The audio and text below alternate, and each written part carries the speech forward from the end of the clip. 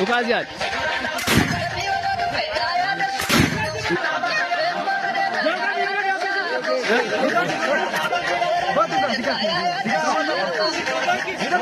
Sok. Ini sunadu kasu. Betul kita.